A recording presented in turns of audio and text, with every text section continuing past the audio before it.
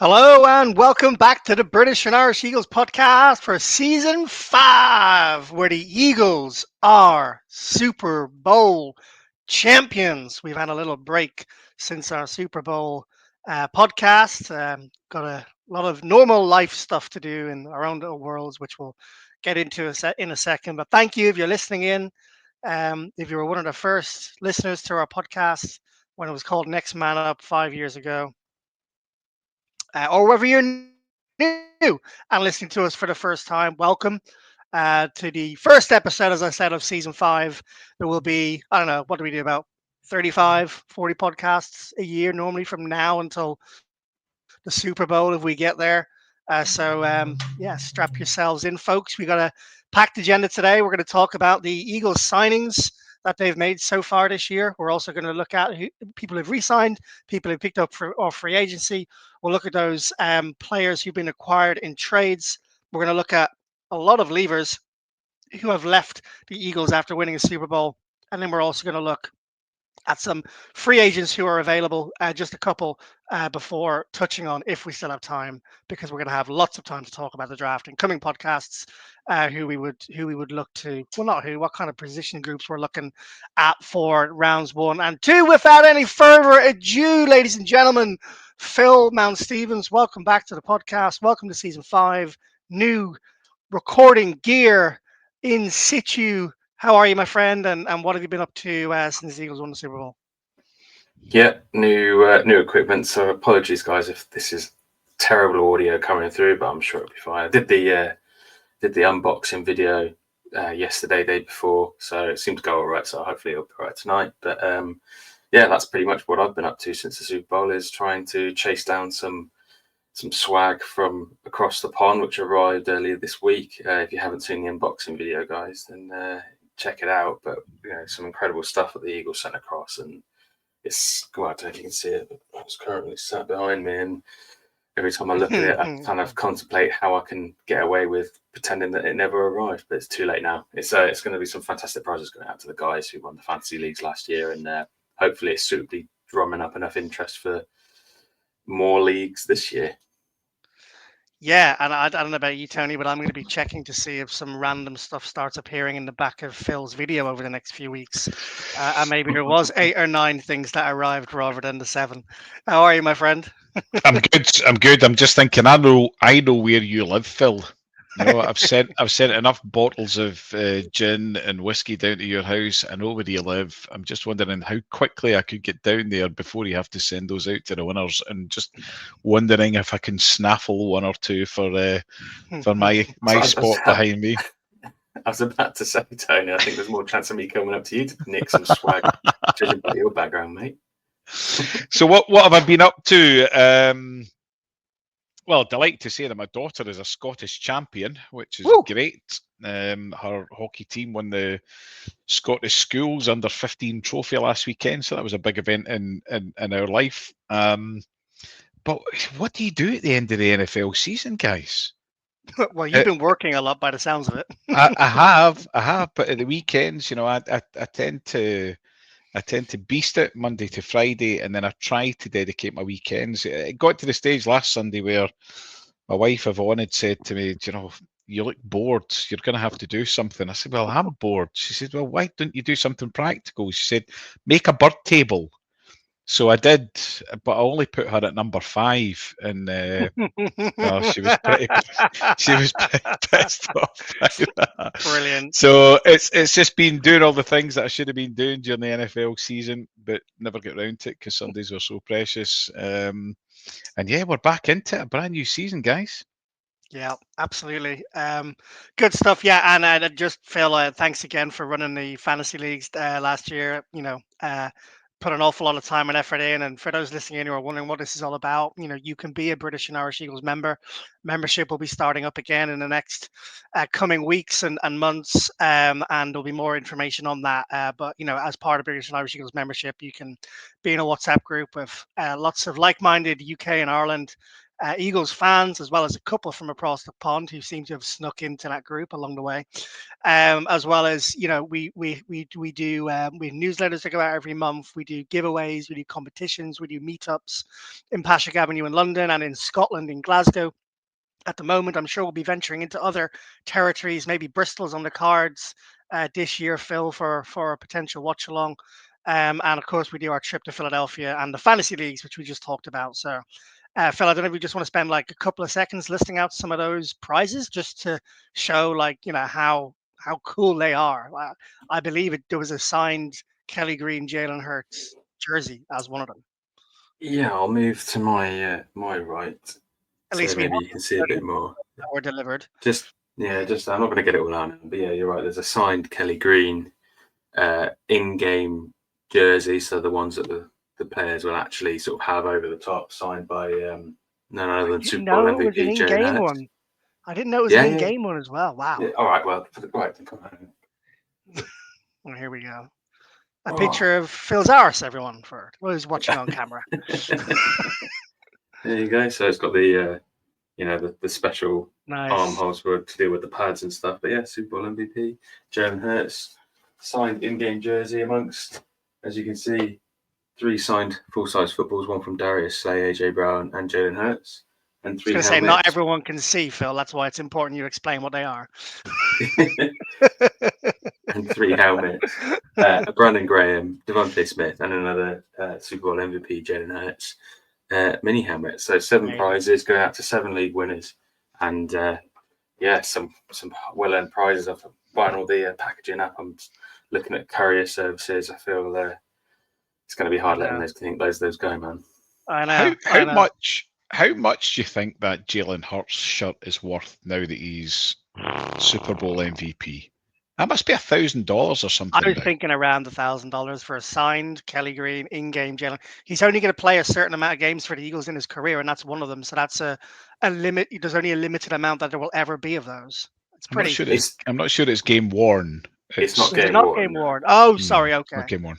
Okay. But if it was game worn, it would be five figures, I would think. Right. Really? Wow. Okay. Yeah. It's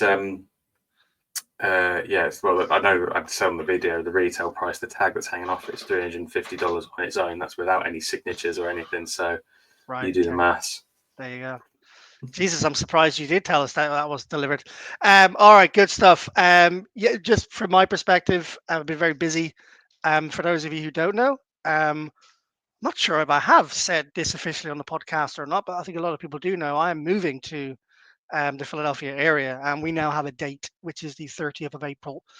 So we are 7 weeks away, looking to live in the either Princeton, Yardley, or Newtown area between the PA and New Jersey border, about 35-40 minutes from the link in the car, ladies and gentlemen. So that's a nice little bonus that the stars have all aligned and the cards have all fallen that way. But obviously it's quite a lot to do when you're planning to move your family and your house over to the USA and doing a US job and a UK job at the moment. So I think, as you boys know, 15-hour days have been the norm the last month. So God, am I happy to be on this podcast and talk about the birds and not be on a work call.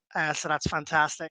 But listen, let's get into it. And it was funny. I was doing the research today, lads, and I was cursing when the news of Harrison Bryant came in because I thought I was nearly done my research, and then that extra little nugget came in, and I wonder whether there's going to be another nugget that comes in while we're on the podcast, something small, something big. I'm going to have to keep refreshing my Eagles beat writer notifications that I get on my phone just to be doubly sure. So yeah, we're going to get into a lot, Tony, and it's quite poignant when I look at the 2 jerseys that are behind you right now. When we talk about those players who may not be around next season. And I look at the jersey behind Phil in Cooper DeJean, and there's kind of this really interesting mishmashing of the the guard, a changing of the guard, if you will, which is evident on the screen, in front of me, looking at you both. So we're going to talk about that. But first, before we do anything, we're going to get into the Eagles signings, and I'm going to kick this straight over to you, Tony, and I want you to update us all on the Eagles signing of AJ Dillon from the Green Bay Packers. Yep, an interesting signing. Obviously, Kenny Gainwell, which we'll touch on a bit later on, has he's moved on.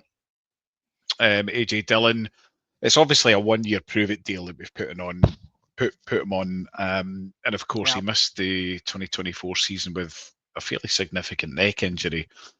Prior to that, though, 16 touchdowns, 2,500 yards in 4 seasons. So certainly not the elite levels of the likes of a Saquon or a Derrick Henry or any of these guys, but absolutely a serviceable number 2 to Saquon. And of course, in 2021, he had over 1,000 rushing yards and 7 touchdowns in that season. So, if you look at Barkley, Dillon, Shipley, and add AJ Dillon to that mix, that's a pretty accomplished backfield. Shipley has obviously come on, and he got a bit of a run out in the Super Bowl, of course. 4 carries in the NFC Championship game. So it's obvious that he's been getting bled in with the view that Kenny would probably be moved on. But I think AJ Dillon's a solid signing. I know there's a few guys in the WhatsApp group who are particularly pleased about this one. obviously the one concern in there is he's fundamentally a talented guy, but how is he going to come back from that neck injury that caused him to miss last season? I guess only time will tell. Yeah, it's a good shout. And the Dillon, I think he was picked up like number 62 in the draft, or 61. Like, he was a second round pick. It was, running backs, you have to be very elite to get picked in the first round.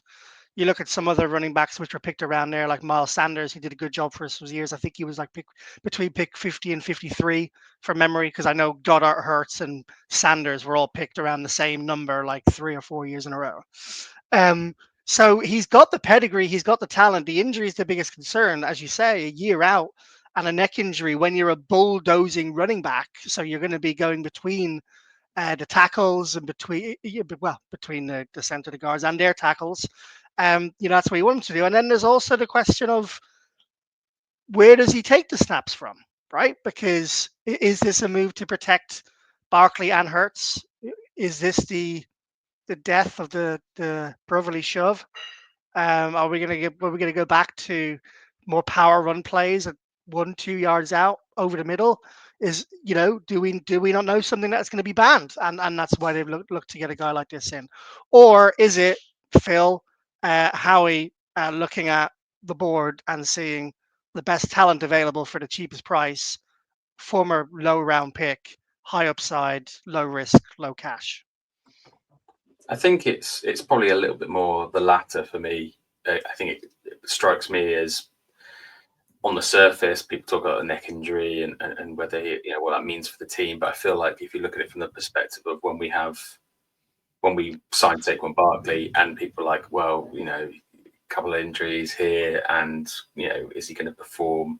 It's like, in the Eagles setup and in that offensive line, I think there's a sort of an added layer of performance sort of boost, as we saw with Saquon Barkley having his best season ever. And on a more sort of micro scale of that, I feel like it's, like I said, it's a 1-year prove-it deal. There's low risk on it, but what could he potentially do in the setup that the Eagles have got, which is very friendly towards running backs with incredible thighs, and the meme that came out last night after the signing, which is the thighs in that back room could solve world hunger. Just absolutely because it is the size of the quads and the thighs on the two of them together. It's going to be a formidable potential lineup in the backfield. Whether AJ Dillon is there suiting up week 1, I guess, can remain to be seen, whether the injury is truly gone. But it's a low risk, high reward potentially situation. So I'm looking forward to seeing what happens. But I don't think anyone's getting over their skis about it particularly. I like the phrase "getting over their skis" about it. That's one of your staples over the years, Phil. Quadrophenia was the name of a film once, I believe.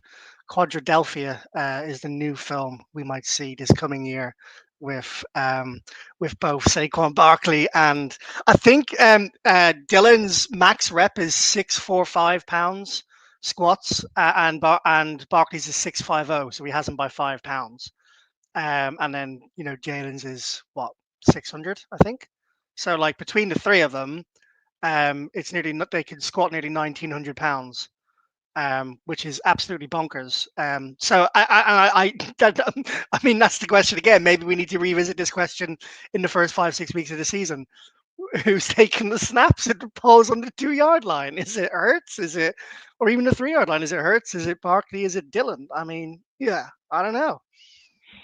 I don't know. What it does give us is options, Liam. You've Yeah. made a really valid point. If it does get banned, personally, I don't think it will.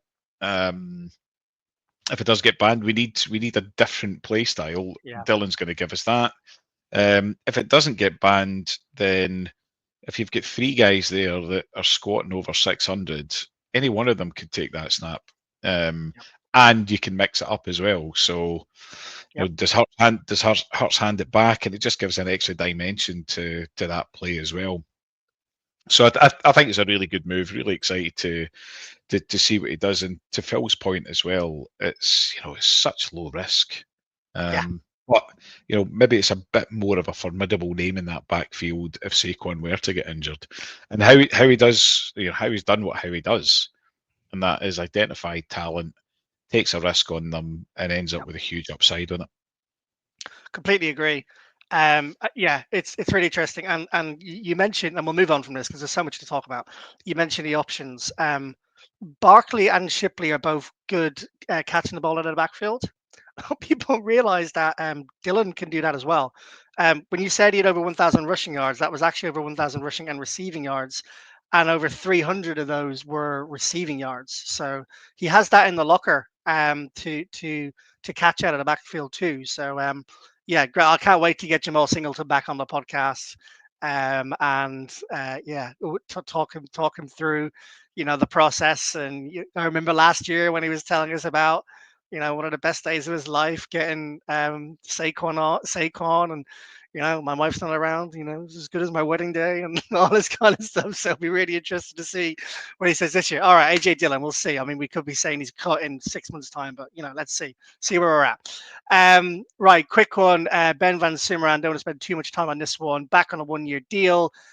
Made some waves in his short spell of fullback. Of course, he transferred from the linebacker position into that position. And I remember, I believe, Phil, it was when me and you were on the trip, and we spent time with Jamal. We asked specifically about the fullback position, and we asked about BVS, and he kind of went. We were asking the question of why was he chosen, and they kind of went, well, he was kind of the only one who could do it. Because of his skill sets. And then, of course, I think a week later, he went down injured after we had that conversation with him. And then the Eagles signed the fullback, whose name is now escaping me.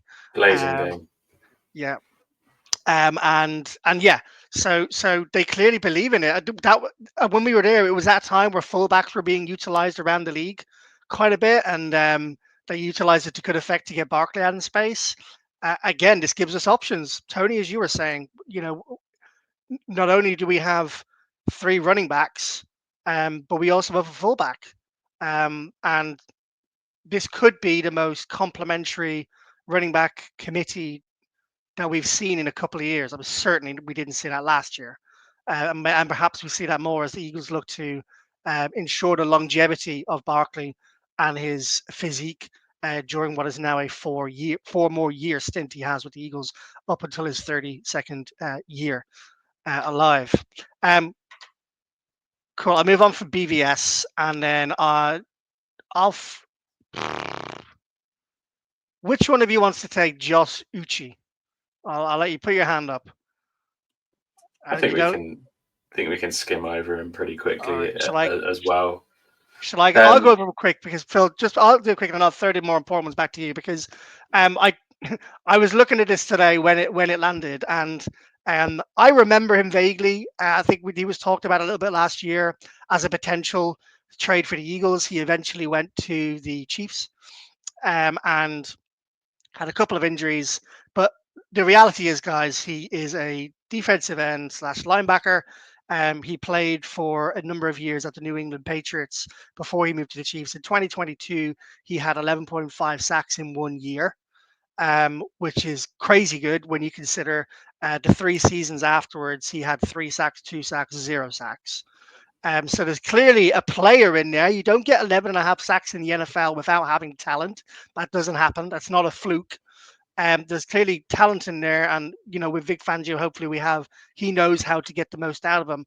That being said, he was dropped by Spags, and it's $1.75 million.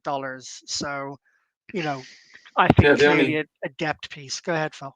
that's the only thing to add on to that I was going to say was in one of the WhatsApp groups we've got, a Patriots fan gave his opinion to Mick earlier. Who asked the question, what was he like? And the gist of it was pretty much that he had a lot of promise and he had a really good season with them a few years ago. Never really lived up to his potential, but then he caveated that and said, but that's probably because we were pretty shit at the time. So you can argue that there's a little bit of potential there, but it's probably going to be a very low risk chance of success. But they might see something. Fangio might see something. You never know. Yeah, he's got an opportunity to come in and do something, and of course we're not going to have Nakobe Dean at the start of the season. No. So you just wonder if there's a bit of depth in there that if he shows something, he might give us a bit of cover until Nakobe comes back, or he might even show something that makes it a bit more of a fight for that position. But Nakobe not being there at the start of the season, I think, is quite a big gap for us. So we need a bit of depth there and a bit of choice in order to make sure that we're covering that adequately. Yeah, I mean, we got Trotter, but we don't really know what we have there yet. So it'll be interesting to see what Correct. Trotter does in camp. But yeah, I mean, if you were to ask me right now, would it be Trotter or Uchi starting next year? I wouldn't be able to tell you. So yeah, you're dead right. We need that competition. All right, Josh Uchi, everyone. Hopefully we'll hear more about him in the coming weeks and months. And who knows, you might pick up a linebacker in the draft. Who knows? We've obviously got Zach Bond, which we're going to talk about in a bit. Oh God, Harrison Bryant. This might be my most disappointing move of the offseason so far. It's such a vanilla, boring pick with I just don't see any upside, or I don't understand why the Eagles signed him. So if one of you two can convince me why the Eagles have traded for Harrison Bryant, then I'd be delighted. Because right now I haven't got a Scooby. Any I can't takers? help you either.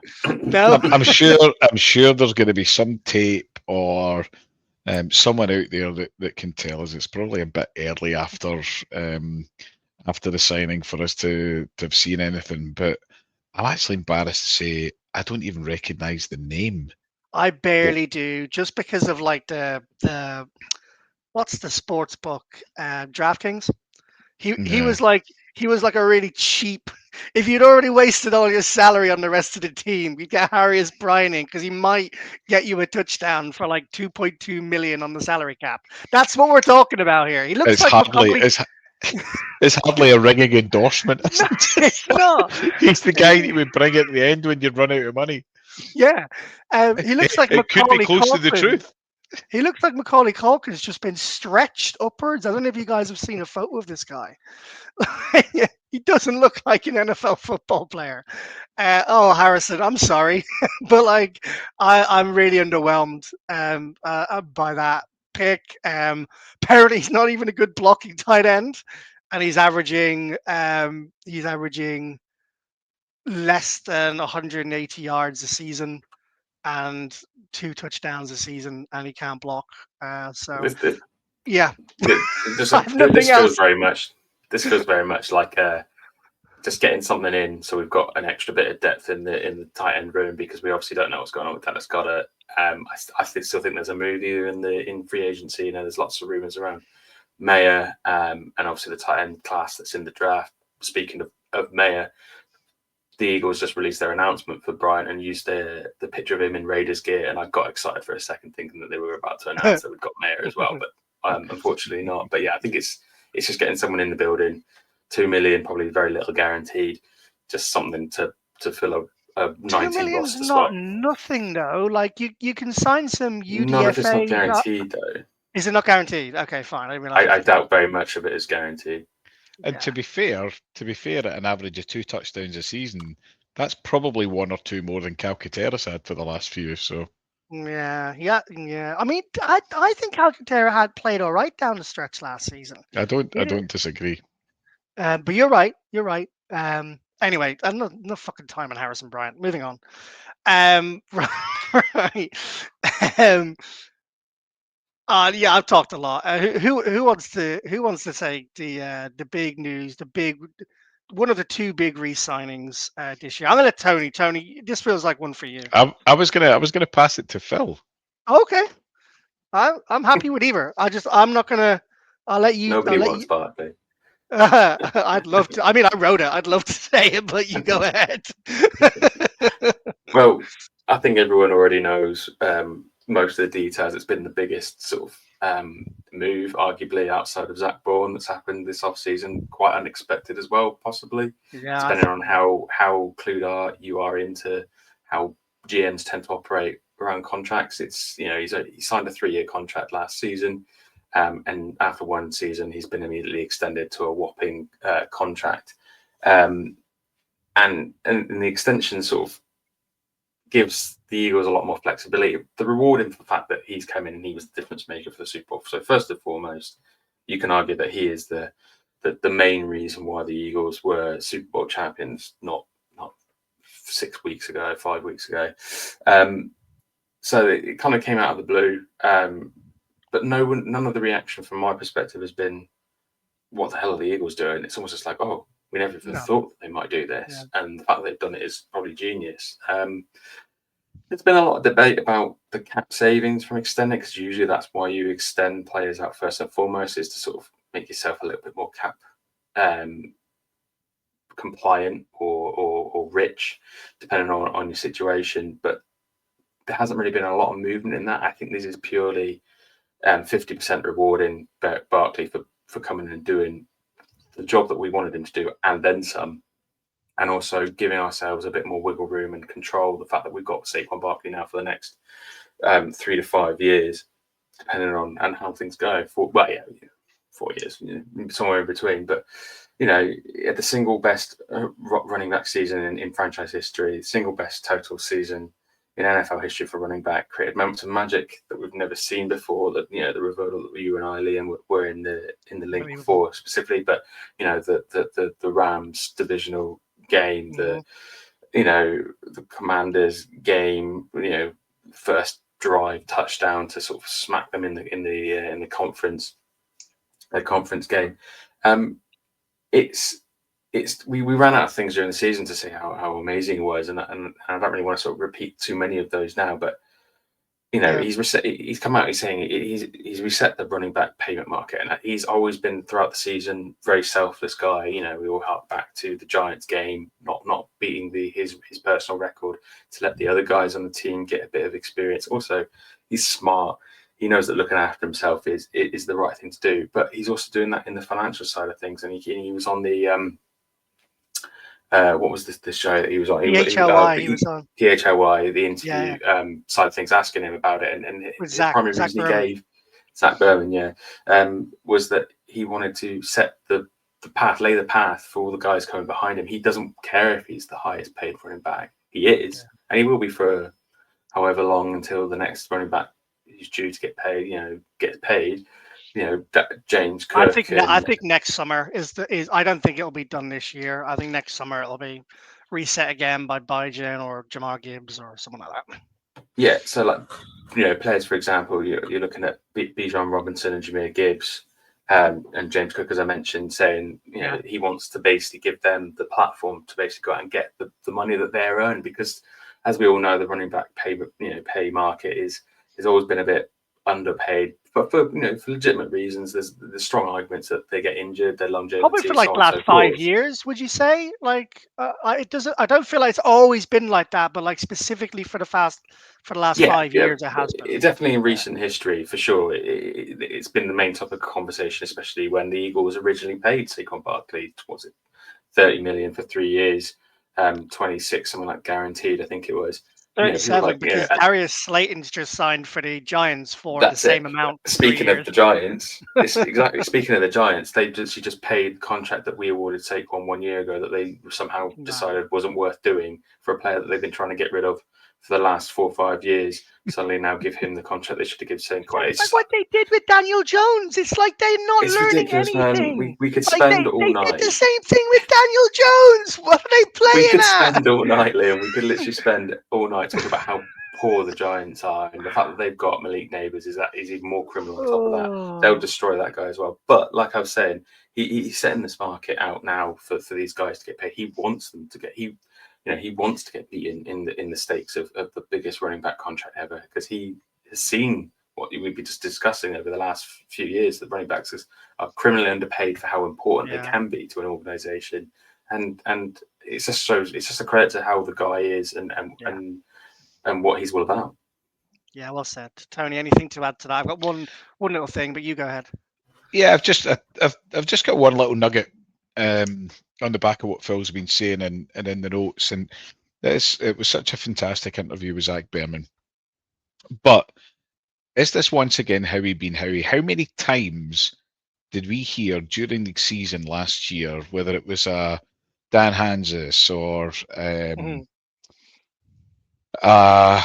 Nick Colin Wright. Cowherd, or let's not talk about that tool, or a Greg Rosenthal saying Okay, yeah. the NFL is changing once again.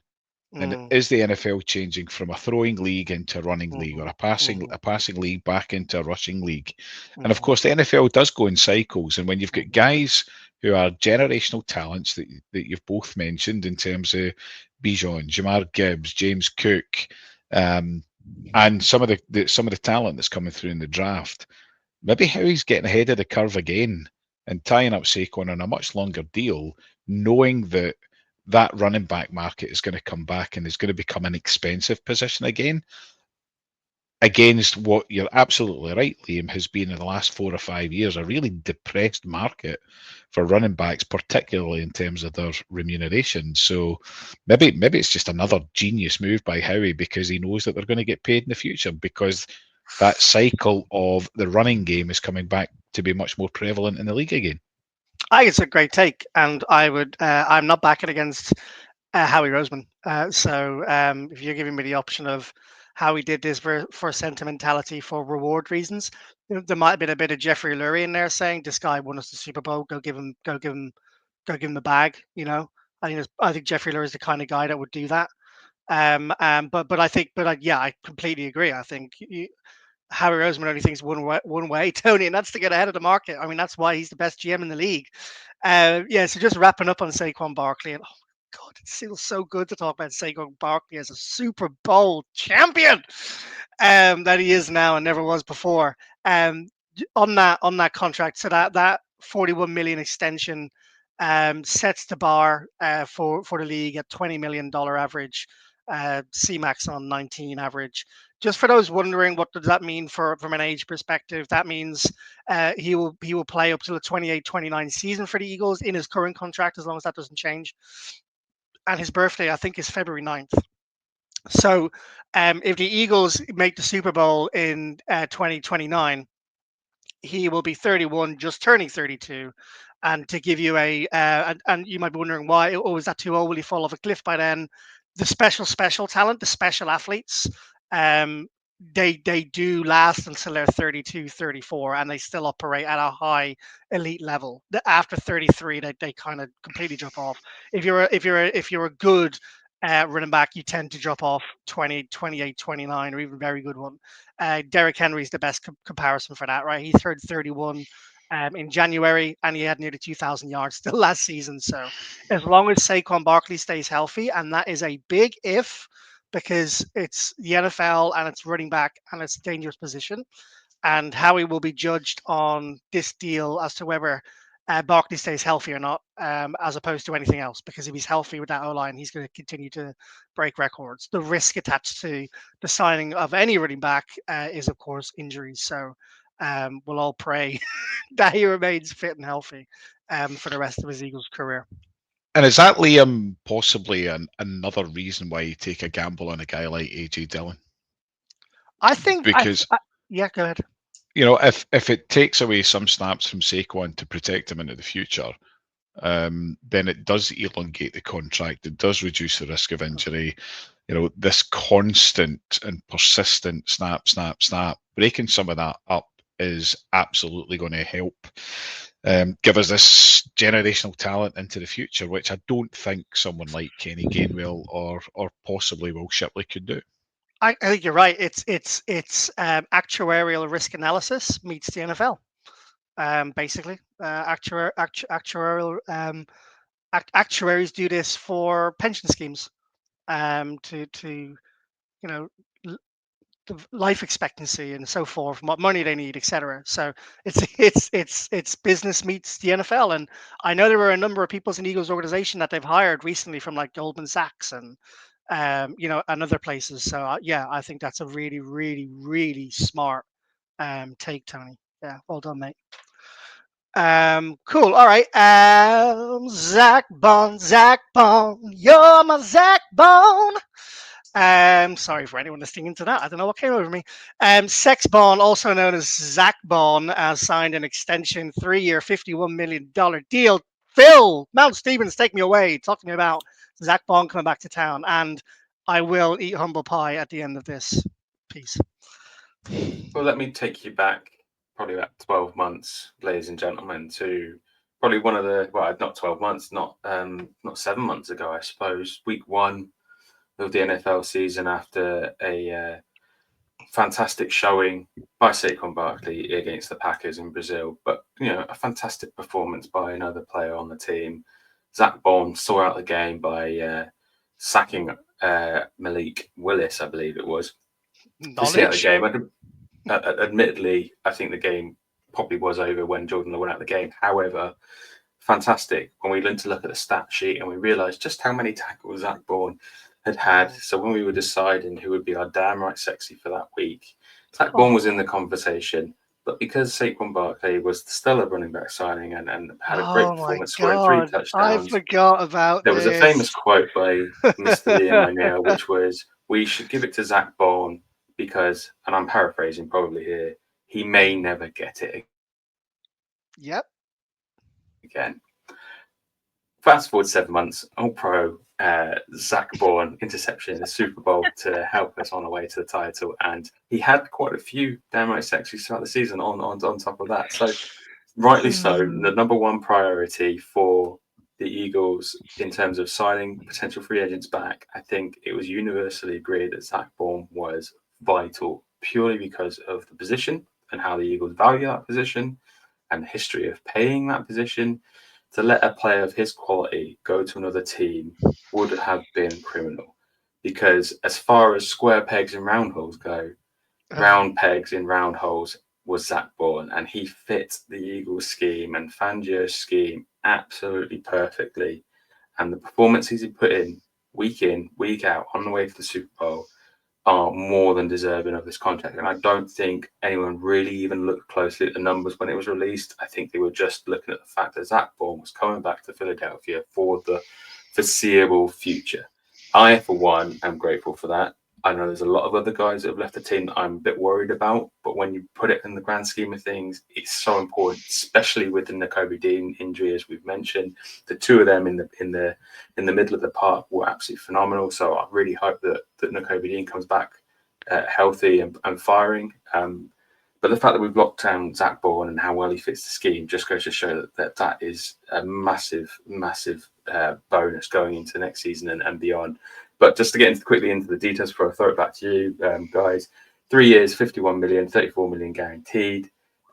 His first season as a linebacker inside in the Fangio scheme reached an All-Pro level, like I said. 20 games played this season, 187 tackles, 113 on his own, 5.5 sacks, 6 forced fumbles, 3 recoveries, 3 interceptions, and like I said, the number one priority for the Eagles. Now, Nearly won Defensive Player of the Year as well.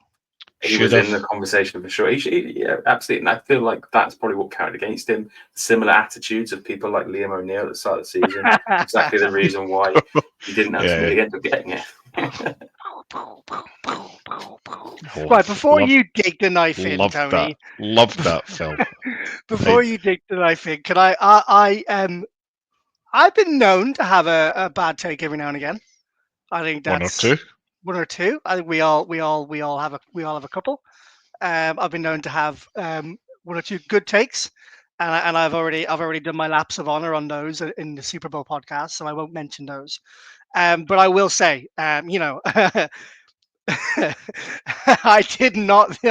In no world did I think we would be talking about Zach Bond in this context. And actually, I think I need to apologize even more than my take back then, because I remember when we were talking about extensions and we never actually got a chance to do our predicted period because they were extended because we've been too busy. And we need to take this month back to ourselves after the Super Bowl or when the Eagles leave. Hopefully that's after February 10th, 11th, every single year for the next few years. And I was actually going to, you're going to get murdered for this. I was actually going to suggest Zach Baum was a player I probably wouldn't bring back this year. And that opinion has changed. The more I've digested the Eagles season, I suppose, the more I've gone back and watched games again. I've gone back and witnessed like game-changing moments. I've gone back and seen the leadership qualities that he's had. I went back and looked at his stats again because 6 forced fumbles, 3 fumble recoveries, 3 interception, 5.5 sacks, 20 games, 113 solo tackles. Like, that is not impacting the game. That's impacting every single phase of the defensive side of the ball. Like, that is your golden utility, your golden Swiss Army knife, who, whatever you need, whether it's a pass defended, an interception, a sack, a forced fumble, a tackle, he can do it. And I feel like, this is how far I've come, even in the last 3-4 weeks since I thought this about Zach Bond. I internalized it mainly. Don't know why I've said it on this pod to allow myself to be ridiculed for it, but over the last 3-4 weeks, I've changed my mind. I feel like you've got Cooper DeJean, you've got Quinion Mitchell, you've got Jalen Carter, you've got I was going to say Milton Williams. You don't. You've got Jordan Davis. You've got Nolan Smith. I feel like Zach Bond is the captain of our defense. I feel like he is like Captain America, like personified, can do anything to help the defense. And I, for one, now after spending a few weeks thinking about it, I'm with you, Phil. I'm absolutely delighted that he's re-signed. I didn't look at the cap number like I did with my bad Jason Kelsey take supposedly a few years ago. But I'm just happy that he's here, and you reinforced it so well there when I reminded myself that it's his first season at inside linebacker. So like you can almost disregard some of these previous seasons. And another thing, he was only drafted in 2020, so he was drafted like he was older. So he's 28 now. He was drafted when he was 23. He turned 24 in his rookie season. So he's not been in the NFL that long, which means he's fresher than some of those who have. I'll stop there. I apologize, Zach Bond. Well done. You've earned your bag. I'm very happy. You're a Philadelphia Eagle. I'm going to come in there then and actually,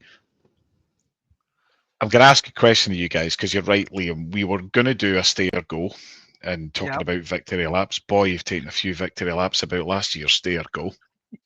We were going to do it. We're going to do it beginning of last week in advance of the chaos that has been tampering and official free agency and obviously the start of the new season yesterday. Recording on Thursday night, obviously. So I had prepared my stay or go for last week. Oh, okay. And of course, I didn't fare particularly well last year. I had Zach Bond to go. And I had Zach Bond to go purely because I didn't think we would pay him. And the delight when that signing or that re-signing came through, again, regardless of the cap, because all of the plaudits that you've given to Zach Bond, Liam, let's not forget as well that when the Kobe Dean went down, the Kobe Dean was a green dot, and Zach Bond took that over for the last 3 games of the season, including the Super Bowl, obviously. The guy is phenomenal. Let's hope that remains in terms of going into his second season, and there's a bit more tape on him. Where's he going to move? How does offenses play against him? But a linchpin, a captain of that defense. And if you kind of bolt onto that, the fact that CJGJ is now gone as well, and that those 2 defensive lines. Just remember, we got a whole segment on this piece. Oh no, I know don't that. give too much away. No, I know that. But in terms of a critical position and a critical individual, I don't think there is a more important signing or re-signing for the end of this season or this off season.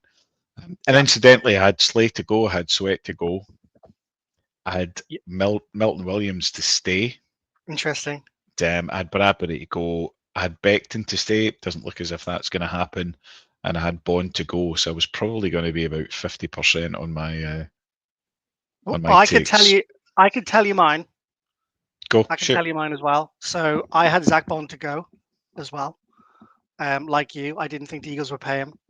Yeah. I had Josh Sweat to stay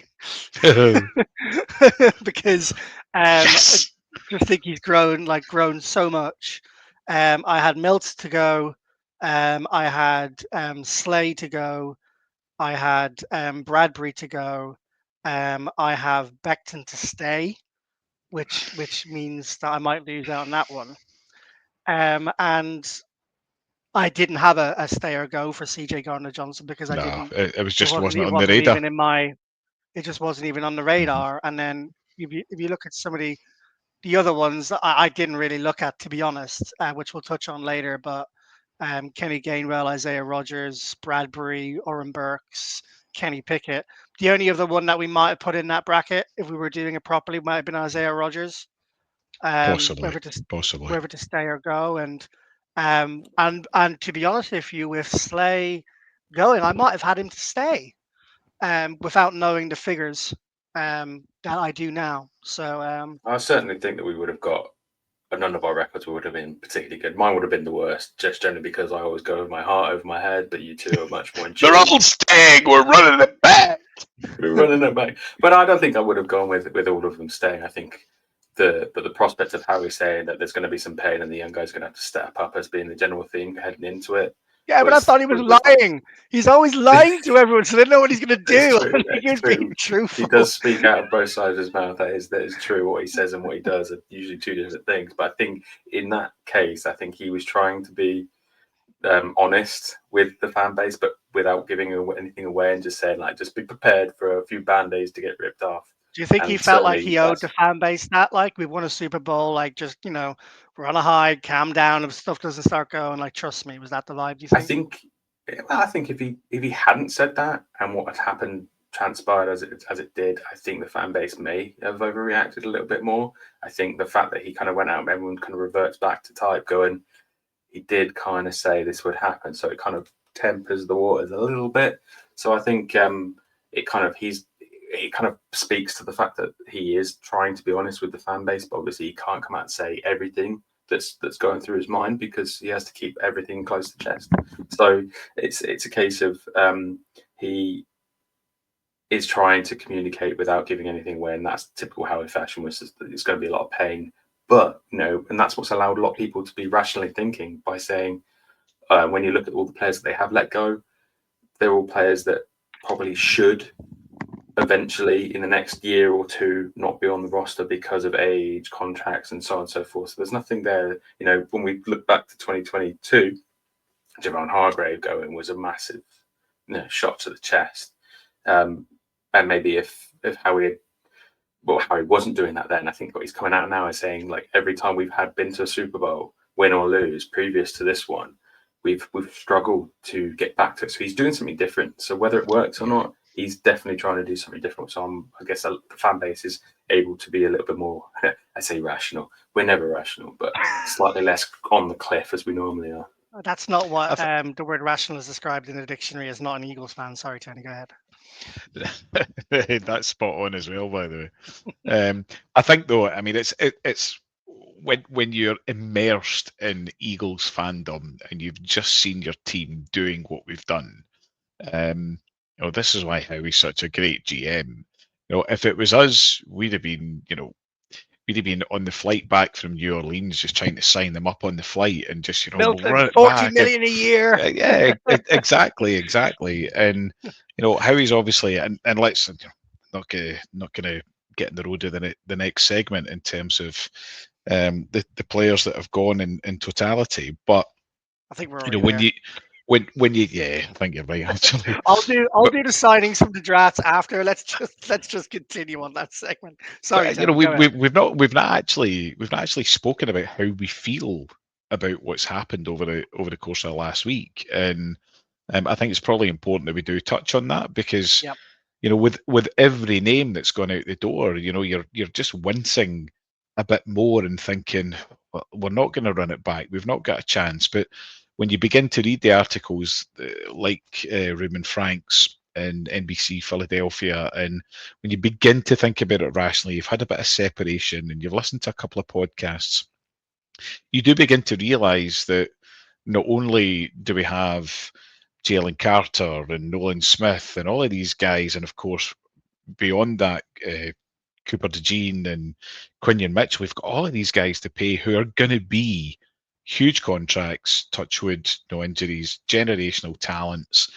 And would you rather us preserve our future cap in order to pay these guys, or to attempt to run it back and actually do what we did in 2018 going into 2019 and make a rip roaring arse of it?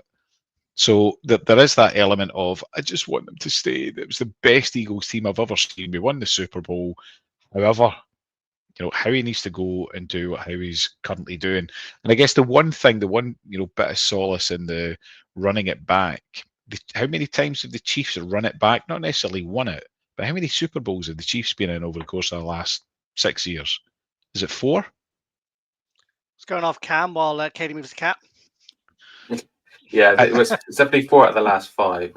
So yeah, so I think it's 4 or 5 Super Bowls, and how many times have they actually run it back, Phil? It's always been different pieces that they've added into the mix. They've kept the core, they've kept the Mahomes, they've kept the Kelsey, they've kept the Chris Jones. But how many times have we looked at the Chiefs and said, they're never going to do it with that wide receiving room, or they're never going to do it without a running back? But they find a way because they've kept the core. And I just wonder if that's the secret sauce that is required in order to sustain and become a dynasty. There's only you one can way. almost bank that that's what Howie has looked at. He has looked at the Chiefs and gone, what? And analysed what they've done. Yep. And the Patriots, Phil. The Patriots, you look at that core of the Patriots between Gronk and Brady and Edelman and Danny Amendola. These guys were always there. They were the constants. And it was the pieces that Belichick moved around about them that made the difference. Got to trust them. Yeah, it's really well said, and I made the name of this podcast "The Dynasty Begins," and what a point way to link it in. Yeah, I think it's worth discussing. It might be a bit premature, just because of the statements Howie has made this year and the fact that he's got 19 picks over the next 2 years. I wonder whether Laurie is. I've pumped a lot of money in over the last few years. I wanted to get that second ring, so we were just a flash in the pan.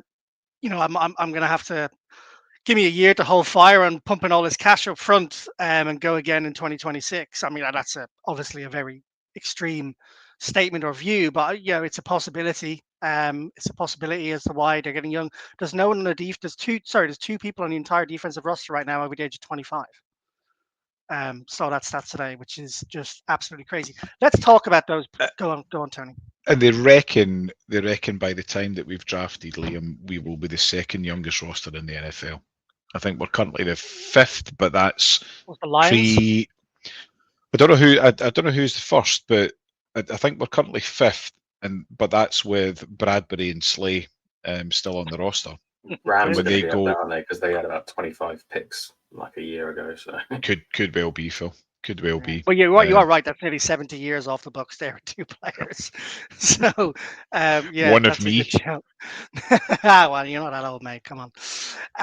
Cool. All right, so let's talk about some of these players then that have left the Eagles, and let's take one each. I want to take Sweat, if that's okay, because Sweat's been one of my favorite players. I know he's a lot of our favorite players, but um, I remember when we drafted Josh Sweat, and he had all the same attributes physically wise from the combine as Aaron Donald, I believe it was, in terms of like wingspan and physique. All of them basically was like Aaron Donald, but he was like a what was he? He was a fourth round pick, 130 in the 2018 draft. Came out of FSU in his collegiate career.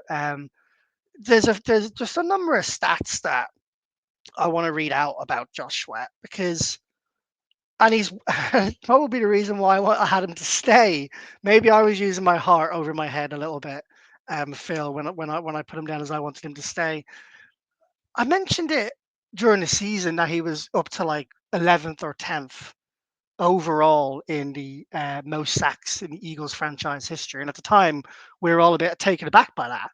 I remember during the 20, I think it was between the end of the latter part of the 2022 season and the end of the 2023 season, he led the league in sacks during that period of time. So he had these periods where he was like unstoppable. Don't know what the reasons were for that. Maybe it was health, maybe it was fitness. It could have been a whole bunch of things. But he leaves the Eagles after 6 full seasons. He played a little bit in his first year. He played 8 or 9 games, but he didn't really get as many snaps. At that time, that was a year after the Super Bowl. Obviously, he joined. But 6 full seasons, he has 237 tackles. He has 43 sacks, which puts him now ranked 8th all time. That's ahead of Seth Joyner and a lot of like Eagles legends who were there.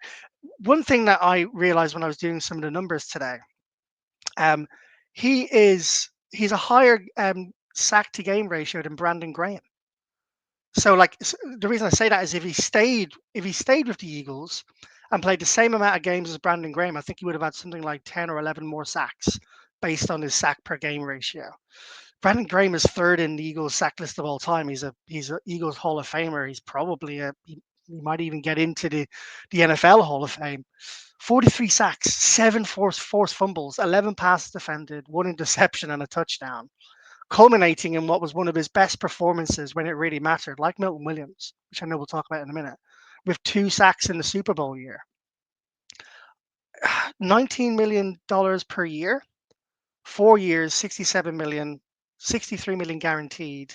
He obviously joins Jonathan Gannon at the Cardinals, who was his defensive coordinator while he was at the Eagles and is now the head coach.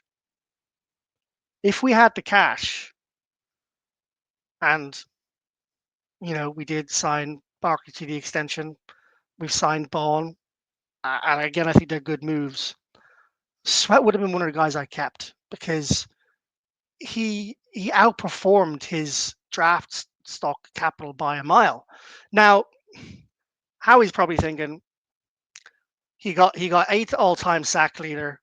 He helped us win a Super Bowl, and actually, we're going to get his draft pick back because we're going to get compensatory 4th-round draft pick back or a 3rd draft round pick back. Quick question for you guys. I mean, Sweat is one of my favorite Eagles players since I've been following the Eagles. Would you have brought Sweat back? I've just been thinking while you were talking, and he wasn't. I don't think he was supposed to be back in 2022 or 2023. Sorry. I think due to the whole CJ, Slay, Bradbury back and forth, and then eventually he was randomly out of the blue. I remember Josh Sweat was signed. We were like, oh, okay, Sweat's coming back. We weren't expecting that. He's now 2 years later after the contract, sort of seen its course, going to spend some time with a familiar face in Jonathan Gannon. I mean, conspiracy theories are Tony's game, but maybe he was meant to go to the Cardinals back in 2023, and this is just a delayed reaction from that. I don't think he was meant to be here. The fact that he stayed here and helped us get through the Hassan Reddick issues when he left. He's served his kindly. Yeah, I probably would have had him back if there was no such thing as a cap. But I feel like, along with Milton Williams, which I'm not going to touch on, but the reason why we've kind of made peace with those two going is because what we spent on them, the draft capital, and what we'll get back in compensatory picks, I think means that it's just one of those things. That's the way the NFL works. That's why the NFL is probably the most exciting sport on the planet, because of the competitiveness, and it's decisions like this that ultimately, as sad as they are, they happen so often that they don't seem to hurt as much as when, say in the Premier League, where you lose your £85 million Swedish maestro Liam, which is going to happen at some point, I'm sure, and you'll be absolutely crying into your pillow. 120, mate. You ain't going for less than 120. Keep dreaming. But the point, that's the point being is that I think these are the things that happen, and Josh Sweat was probably meant to go a couple of years ago, and this may well just be a delay on that. So what you're telling me is JJ Watt's coming to the Eagles for a season. Yeah, Tony, would you have brought him back? What do you think of Phil's conspiracy take? You are a conspiracy theorist on this podcast. I am, but I wouldn't take this as far as a conspiracy theory. There's a point well made there. It was a very weird contract that Sweat got last year. Just for a year, and someone who was in his absolute prime. So it is a strange one, but you can't ever put your fingers on how he does how he does, or why players do what they do either. I'm just extremely glad that he did stay on for the season, and I had him to go, but if I had my way, I would have the whole gang together, and we'd be going again. But to Phil's point, and very eloquently put, that's what makes the NFL so fantastic, that you can't monopolize huge contracts. You can't have a team full of, $40 million, $50 million guys. And that's why we'll be sitting in 4 or 5 months' time, absolutely pissing our pants for the new season to start, not knowing whether we're going to make an NFC championship game or even win the division. Because it's so changeable, and there's so many equalising factors, whether it's the salary cap, whether it's the draft, whether you hit players in the draft, whether you drafted duds. We can only hope and actually reflect on the season that we've just had with Josh Sweat and say, just thank goodness it happened. Yeah, that's well said. That is well said. Thank you, Josh Sweat, forever immortalized as a Super Bowl winning champion for the Philadelphia Eagles. Let's talk about another. Phil, do you want to go with Milton Williams or Big Play Slay or CJ Gardner-Johnson? Can I take CJ? I don't mind if I have to wait for someone to do Milt, but I'll take CJ. No, you can go. Just go for CJ off the bat, and then Tony, you can pick either Milton or Big Play Slay. Yeah. So CJ Gardner-Johnson was probably another one of the shocks. So along with the Zach Bourne contract signing on the other end of the scale, the CJ Gardner-Johnson departure was just as out of the blue, I think, for everyone, until you sort of start getting into maybe the details, and you start recalling back, and you start microanalyzing everything. Go, well, why would they want to get rid of him? I mean, it's pretty fairly Doesn't clear sound like you, Phil, microanalyzing. This sounds like a conspiracy theory. Bring it on, Phil. I wasn't even planning to go down the conspiracy theory. I read some things today, and I've thought about it myself. I'm sure we've all got our opinions on it. I love CJ. I thought that he'd come back. I thought all the issues of 2022 had been put to bed. He came back. He realized where he needed to be. And as much as he is a volatile character, he's a necessary, not evil, but a necessary factor you've got to have in the dressing room. You've got to kind of balance it out. The passion, the fact that he's riling up defenses on the sideline this season, like when we were not performing to our best. I'd have him back all day long. I love him for all his faults. I think we all do. But you also do look at the fact that this is the 5th team in 5 seasons that he's been on. He's never stayed in one place. Teams have found it hard to be settled with him, and he's found it hard to be settled with teams for whatever reason. And he's gone, and he's got paid by the Texans. Texans? Yeah, with the trade involving Kenyon Green at guard. But the most prominent sort of theory from my perspective that I've got on board with is the fact that if anyone is going to bank on the status of being a Super Bowl champion, it is CJ Gardner-Johnson. He is going to be the guy who's going to be like, I am not. There's no sentimentality here. I'm a Super Bowl champion, and this is my value may never be high as it is right now.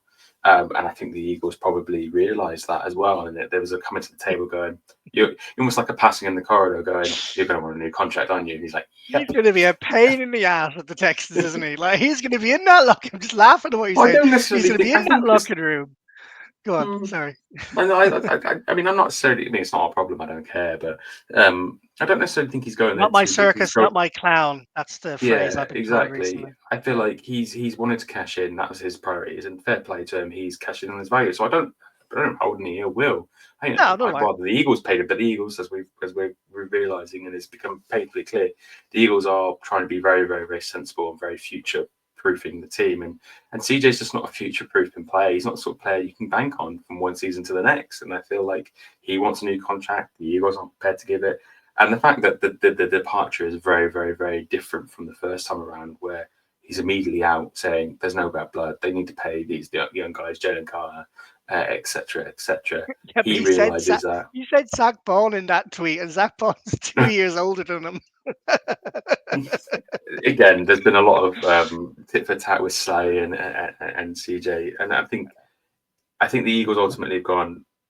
It's one of those rare occasions where both parties come together and they realise where the opposite side is, and it's just an amicable. You want to get paid. We can't and don't want to pay you, but it's not personal. It's been upfront and honest, and everyone's kind of walked away from the table going, everyone's got what they want. As long as the Eagles manage to replace the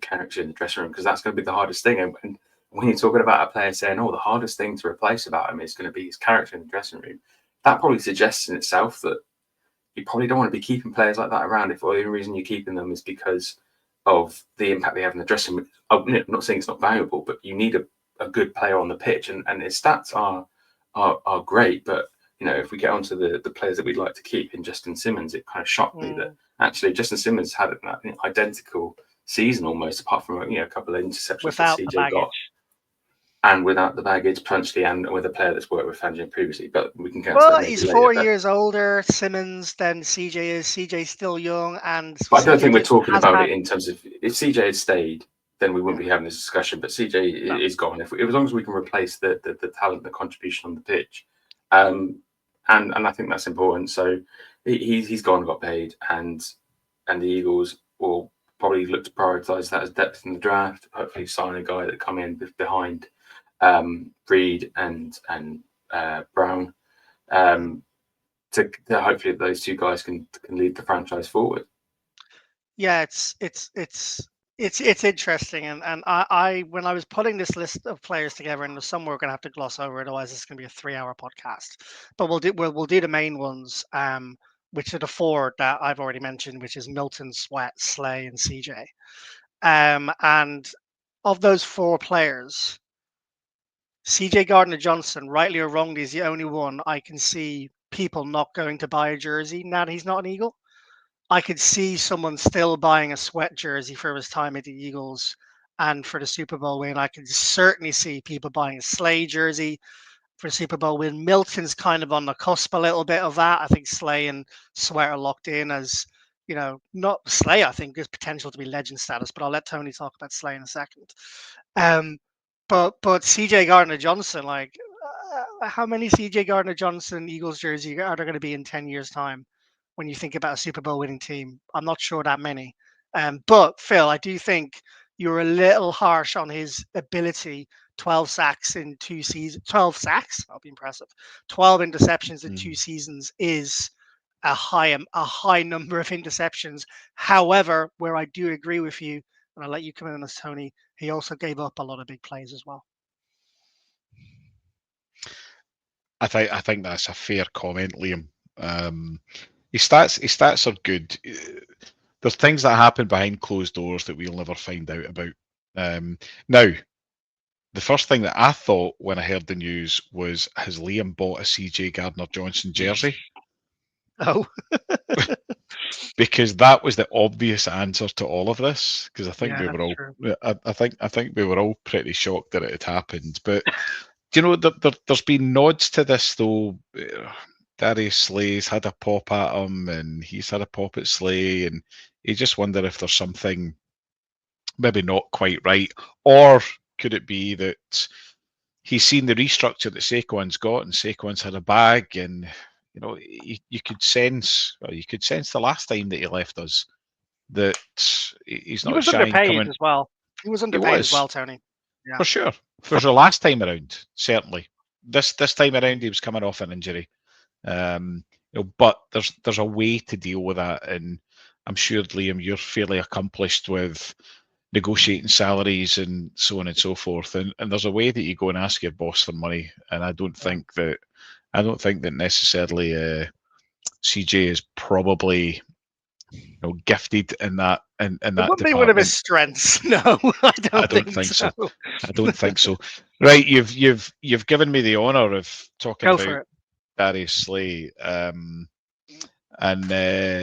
cornerback's a position at the Eagles that has intrigued me really since the beginning of my fandom in the kind of late 80s. And of course, at that time, Eric Allen was prevalent in the Eagles. He rose to power and fame at the end of the 80s and into the 90s. And of course, thankfully, he has been honoured in the Hall of Fame in 2025 and not before time. We had a bit of a void for about a decade after Eric Allen left, and then we had the halcyon days of the early 2000s, and names like Asante Samuel and Lito Shepherd and Sheldon Brown. These guys were, we drafted two of them in one draft, I think in maybe 2002, 2003, one of the two. But that was the last time that we had a decent cornerback in our team. And of course, we won the Super Bowl in 2018 or 17-18 season. And, we look back at the guys that we had at that time. A couple of them still doing all right in the league now, and temptation maybe to give one of them a shout and ask him to come back. But Darius Slay came along in 2020 from the. Before you go on, sorry, just before you go on, so I'm trying to remember that. Jalen Mills? Yeah, Jalen Mills, Green Goblin. Ronald Darby? Ronald Darby. Oh, fuck. Soul. Who? Rasul. Was it not Rasul Douglas? Oh, Rasul Douglas. Oh, and he's gone on. Was he there? Nah, he was after, surely. Was he? We've got a bit of breaking news, potentially. Oh, go. Fuck. It's not confirmed. I've tried to confirm on Twitter, but thanks to Ben, just reading back through the group, former Giants cornerback Adoree Jackson is signing with the Eagles, per Jordan Schultz, who broke the AJ Dillon news, I believe. Oh. Okay. Now, that's not a bad signing. That's not a bad signing. That's not a bad signing at all. Well, let me wax lyrical about Darius Slay for a few minutes then, whilst you guys feverishly try and find out whether that news is valid and to get some information on Adoree Jackson. So, Darius Slay came along in 2020 via trade from the Detroit Lions. Trivia quiz for the two of you. Do you know what we paid the Detroit Lions for him? For Darius Slay? For Darius Slay. I've lost. In my want to find out more information, I've lost where you guys are. Oh, there you are. Are we just talking draft capital? Are we just talking draft capital here, or was there a player traded as well? No, it was just draft capital. I want to say a second. But I feel like you're going to tell me it was like a third. It was a third and a fifth. What an third and a fifth. Absolute freaking steal. It's on to Adoree Jackson confirmed then, Phil, yeah? Wow. Yeah, the NFL page has confirmed it, along with, well, it's saying per rap sheet, but I'm not seeing anything from Ian Rappaport. Fantastic. But Fantastic. Now, was he in contract, or have we free agent. traded? I was free He's a agent. free agent. Yeah. Okay. That's big news. That's big news. Right, I'm going to spend 2 minutes on Darius Slay then, whilst you guys just have a look for some more information. So Darius Slay Jr. joined us in 2020, a third and a fifth from the Detroit Lions, and kind of 18 years on from when we had a decent secondary. He was the new coming of a secondary for the Eagles, and I think he heralded the return of the secondary for us, particularly in the cornerback position. And now we find ourselves in a position with Quinion and Coop, where they're going to stand on the shoulders of a giant with Darius. He's caused tears in my house. My daughter's favourite player was Darius Slay, hence the reason for getting the jersey that adorns the wall behind me.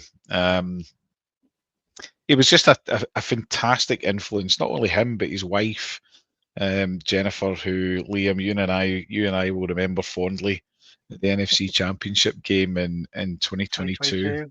Yeah. We met her and Franny Wang on their way down to the 4th and John guys. Let's look at some of his stats. So 5 years with us, he had 9 interceptions, 57 pass breakups, 221 tackles, 2 touchdowns, 5 forced fumbles. Just a phenomenal influence on the team. Never shy of a bit of controversy, Mr. Slay, never shy of speaking his mind. But those are the characters that you need in your dressing room, and for as much as he was a bit of a mouth, he did put his money where his mouth was as well. And there's only a couple of occasions over those 5 years that you could look at Slay and say that was your fault. He was solid, he was sustainable, he was committed, and thank goodness that he's leaving Philadelphia, albeit staying in Pennsylvania, but leaving Philadelphia as a Super Bowl winner. So he's away for his last payday, 34 years old, 10 million, fully guaranteed with the Pittsburgh Steelers. I'm kind of glad that he's gone to the AFC.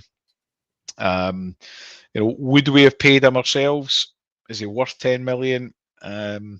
Liam's written in the notes that he doesn't think he would. And at 34, I have to say, Liam, I hate it at times when I do this, but I agree with you on that one. There's going to come a point in time for every cornerback, whether they're 30, 31, 32, 33, 34 or older, that they're just going to fall off a cliff. We saw it with Bradbury. As soon as you lose a step, then you're going to get targeted. And with Quinion Mitchell, the lockdown that he was last year, there's only one corner that's going to be targeted. And I fear that if it was Slay, for as much as I love him, that's going to be an Achilles heel for us. So God love you, Slay. It's been an absolute pleasure. Delighted you're a champion. Good luck in Pittsburgh, mate.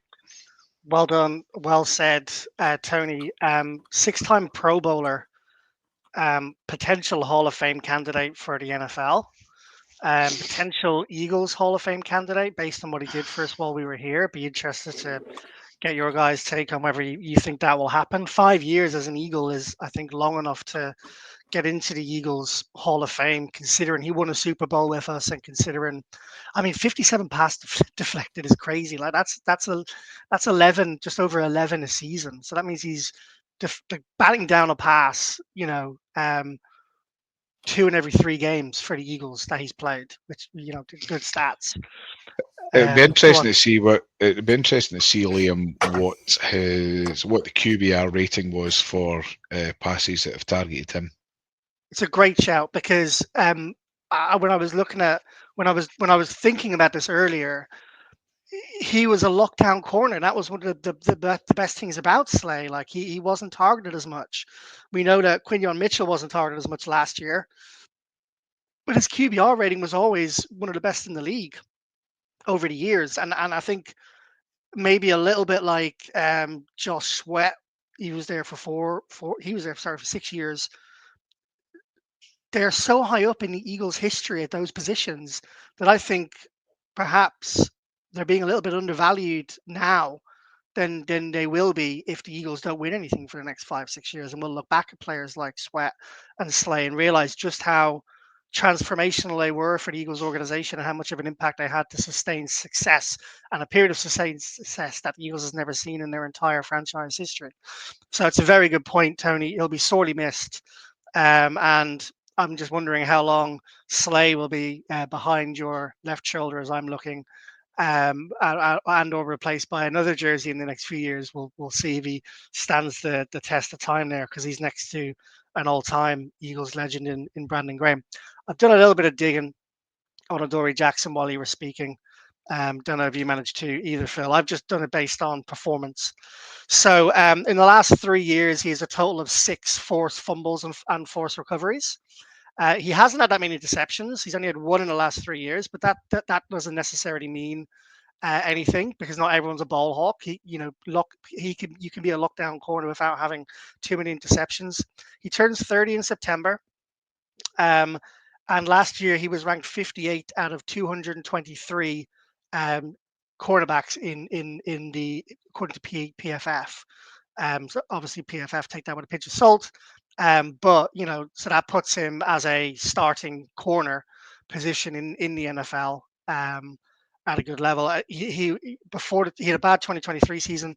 Before that, he was in the top 20-30 cornerbacks in the league. So former first round pick in 2017. So let's not overhype this as this is a replacement level for Slay. The way I see this, based on what I've read so far, and I'll be interested to hear the other beat writers, is this feels very much like when we took another cornerback from the Giants a few years ago in James Bradbury. And James Bradbury went on to have a Pro Bowl caliber season afterwards. Similar age as to when we picked Bradbury up, similar kind of profile and how he performed. And just hope he doesn't have that fall off a cliff. But solid signing from what I can see. We got to remember that the Eagles are going to be investing heavily in Quinyon Mitchell and Cooper DeJean. So the reality is we're not going to have a third stud at cornerback at that position. There's going to be a makeshift fill, a bit like we were talking about the offensive line the other day. Like, can you really have 5 stud offensive linemen? There's probably going to be one in there that's just good enough, to quote someone in our British and Irish Eagles WhatsApp group talking about Jalen Hurts. I think he's a solid signing. I'm not jumping off the rafters for it. I think it puts us in a better position and a stronger position going into the draft to address needs elsewhere. That's my hot off the grapevine take on Adoree Jackson from the Giants. I mean, it probably indicates that if Slay was willing to take much less money, we probably would have brought him back, because obviously the age, signing a fairly old cornerback versus re-signing a slightly older cornerback. I think they'd rather have Slay back, but the fact that I don't know. There's 5 years difference there, Phil. It's a big age gap. That is a big age gap. It is, but I think that they would have taken it back for the same sort of money, but Slay wasn't going to say that. I think that's my opinion anyway. Yeah, and that's fair. That's fair. Anyway, there you go. Live off the press, Adoree Jackson is a Philadelphia Eagle. Do we know anything about the cash, Phil? Has anything like that been released so far, or is it just, No, it's only just been announced. I doubt that's not going to come out for a while. Okay, good stuff. Right, so Milton Williams, Phil, take us away. Okay, let me just scroll back up the notes to Milton Williams. No. Before you go on, and while you're getting yourself there, this might be a bit of a controversial take, but I think that Milton Williams has been incredibly overpaid at the Steelers. And I'll just take one stat from the list of the notes that we have, and that is 11.5 sacks in 4 seasons. So averaging just under 3 sacks a season. I know he's young, I know he's good, and I know he had an incredible performance in the Super Bowl. But I mean, there's no way the Eagles were signing Milton Williams for $26 million. I don't think the Eagles would have signed Milton Williams for $22 million. So yeah, Just my He, initial thoughts on he, that. he had a phenomenal postseason, but He did. when you win the Super Bowl, as a Super Bowl winner or the team that's picking up a player from the team that's won the Super Bowl, there's the Super Bowl tax there, and or the Super Bowl premium, and looking at some of these contracts, and I to be honest, I don't think it's just Milton Williams. I think there's a couple of the other guys that are overpaid that would probably throw Sweat in there. I would never say that Jason Kelsey had ever been overpaid, unlike others on the pod, but I think there's probably a Who would 20% ever over. say that, Tony? I know. It was his last year. Come on. I think there's about a 20% overpay in there, just in my opinion. But Yeah, it's sorry, Phil, we're gazumping your moment. No, this is my moment. He's gone to the Patriots and been paid mega bucks. I'm trying to keep up with the conversation in the WhatsApp group, and there's some fantastic opinions being put in there that there's dispute because he's come out in a press conference and said that I won the Super Bowl a mere few weeks ago, but this probably trumps it as the best day of my life, getting paid as the highest paid player in Patriots, in a positional player in Patriots history. And there's a bit of discord about, surely the Super Bowl's better. And I think, Mick, I saw one of your messages saying that, you think getting paid generational wealth in his position, given the career that he's had, isn't the best day of his life. I think it just goes to show that it's different people, different priorities. But yeah, you're right. And I think that's also, just harking back to the previous conversation that we've had about. Before you go on, Phil, can I just stay on that? Can I just stay on that point you mentioned? Because that's quite an interesting topic. The best day of my life was winning a Super Bowl versus the best day of my life is I'm getting paid, being given the highest paid contract since Tom Brady at the Patriots. Is that the kind of character you want in the dressing room? Someone who's more interested in getting paid that much money versus winning a Super Bowl? I think the argument is he's probably talking about the fact that he's achieved the pinnacle of sorting your family. Like, you prioritize your family, and his family never going to have to worry about a cent in the rest of their life. So I think he's probably, it's one of those situations where deep down he's probably like, nah, the Super Bowl's better, but he's trying to endear himself to the fans as well, possibly by saying like, I'm really happy to be here and appreciative of the situation. But what I was gonna specifically talk about was that he's had an underrated career because he's been overshadowed by slightly better or definitely better performing players that have been in the Eagles defensive line whilst he's been there. He's always been a bit of an afterthought when you sort of the 2022 sack record season for the Eagles defense. His stats were phenomenal. But because there were better performing players at the top of the pile, he was very much and Milton Williams did really well as well. Was generally the conversation that you heard most when talking about him. So I don't think he's performed particularly badly or that he doesn't deserve the money. I feel like he's just been the number two in the conversation for much of his time in the Eagles, and now he's finally going to be a number one. He's the top guy. He's earned that because he's a Super Bowl winning defensive tackle, and I wish him all the best. I think I'm not gutted for the same reason because there's always been better performing guys. It kind of makes you realize that you're not losing the best guy on the roster. You're losing a good guy. You're losing a very big contributor to the team, but you're not losing Jalen Carter. You're not losing that kind of caliber player. You know that the draft is very much stacked in that position. So there's potentially the next Milton Williams coming very soon to the Eagles. So I think, it's a bit of a mutual, like, he wanted to get paid. He deserved to get paid. He's a Super Bowl winning defensive tackle and he's now getting paid that. Whether the Patriots are a bit over egging the contract or not, it's not really for us to give a shit about. It's done. He's earned it. All the power to him. I just hope that the guy that comes in behind him is going to do a similar level job, if not better. But like you said, he's had 4 seasons, 132 tackles, 11.5 sacks, 6 pass deflected, 2 forced fumbles, and a fumble recovery. He's been there or thereabouts. He's a guy that you want in your team. He's the perfect guy to bring in as number 2, but the Patriots are so desperate that they're bringing him in as probably their top guy. So Well, yeah, all the clearly. power to him. All the power to Yeah, him.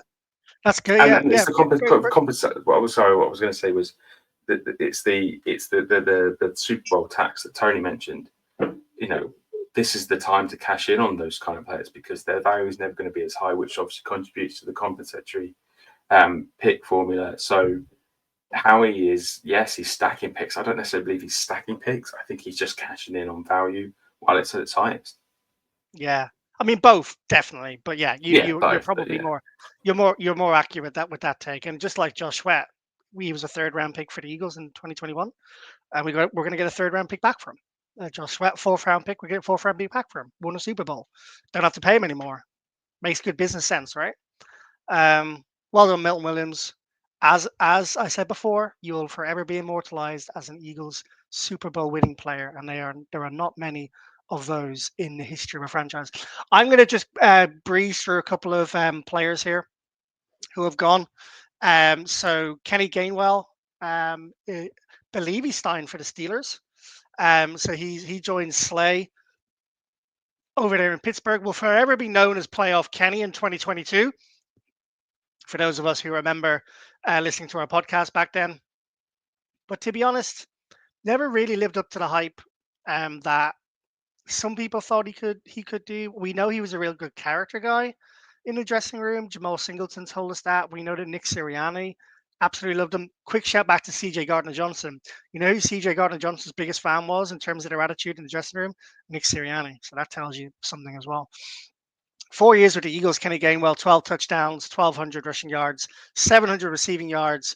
And did you guys know one completed pass for 17 yards with a QB rating of 118? Performed serviceably well for the Eagles, but not someone I don't think that any of us are going to miss too much. Certainly, I won't. I wish him all the best in pastures new. I have two of my leaders, my new leaders in my role in Philadelphia are based in Pittsburgh, and they were both on the WhatsApp to me yesterday asking me all about Kenny Gainwell and what I thought about him. So that was interesting to provide my feedback. Tony, you've come off mute, and as a good host, I've noticed. So you want to say something? Thanks for that attention, Liam. I'm just wondering, thinking of some of our debates last season, where stats were the base of a lot of your argument with regards to Jalen Hurts. Just talking about QB rating. So with Kenny Gainwell with a QB rating of 114 versus, does that mean that Kenny Gainwell is an elite quarterback? He's absolutely an elite quarterback based on the sample size we have, Tony. Absolutely we'll miss elite. Kenny No, G. we We'll miss will. Kenny G. No, jokes aside, obviously you need to see it over a sustained period of time. We will miss Kenny G. Anything to say on Kenny G, Phil, before I move on to the next couple? No, like I said, all the best to him. He's always been performing at the level of, above the level of a stock backup running back. He's been there or thereabouts. He's threatened to break out maybe here or there, and he's going to a team where they've just lost, or they're losing Najee Harris, their star running back. So he's got the opportunity to move out of Saquon Barkley's shadow, maybe carve out something for himself. I don't think that's necessarily going to happen. I don't think he's at that caliber. I think he's a committee running back. But I don't think anyone thought we were going to keep him. No. For multiple reasons, and he's gone, got paid, and gone to another team. It's better than how Sanders left, which was a bit sort of with a bit of a whimper, not performing and going to the Panthers and then getting injured, and he's kind of not really been in the forefront of anyone's mind. I hope he goes to the Steelers and has a significant opportunity to get some significant playing time and get some stats on the sheet and maybe get paid again in the future. Yeah, I'm sorry, Kenny. I don't think that's going to happen, and this is maybe a bit of a harsh take, but with Jalen Warren progressing last year, very very polite of you to say Najee Harris was a star running back. The Eagles are drafting. Sorry, the Steelers are drafting a running back in this draft. I've no doubt. Sorry, Tony. I was just going to say, do you guys ever get a weird affection for a player for a random reason? Yeah, because that. absolutely. So Kenny, I had a real soft spot for Kenny Gainwell. Okay, he was never going to be a franchise changing running back or whatever. But last season, my affection for him was ramped up even more, only because he's Fletcher Cox's cousin. Oh yeah, I And remember that. with Fletcher leaving last season, I just had this, he Kenny Gainwell was, part of Fletcher that was still in the building. And that's Fletcher now going, that's more tears in my household. Oh. Not my daughter. Not my daughter. But yeah, I'll miss wee Kenny. I was thinking about this earlier when I was doing the notes, and I was thinking about comparing him to Boston Scott. I don't think it's a terrible comparison in terms of the impact they had stat wise over that period of time. Similar stature, similar kind of way they played. Both took some kickoff returns, but no punt returns, or very limited punt returns from Boston Scott. But I feel, and it resonated with me when you said like, you liked him for a weird reason. We obviously loved Boston Scott because he was a giant killer. When he had that personality, he had that bodyguard personality with his sunglasses, and he was a real character in the dressing room. I guess it's really harsh to Kenny Gainwell. I like Boston Scott for me is someone I'll remember forever as an Eagle. I'm sorry, I don't think I'm going to remember Kenny Gainwell as a Philadelphia Eagle in 20, 30 years time. Maybe that's harsh. It sounds harsh coming out of my mouth, but good luck, Kenny. I hope it goes well for you. I But don't, I don't think it. I don't think it is harsh, mate. I think it's just he's the vanilla running back. He's not going to be memorable. He's not exciting. He did a good enough job, and he's been there and he's gone now. rest in peace. Isaiah Rogers. We we talked about we talked about Isaiah Rogers a little bit in this podcast. 2 years, 15 million, 8 million guaranteed. Expectations he would take over Slave's spot, but he hasn't. We just talked about Dory Jackson. Helped. Interesting story with Isaiah Rogers with the whole suspension before.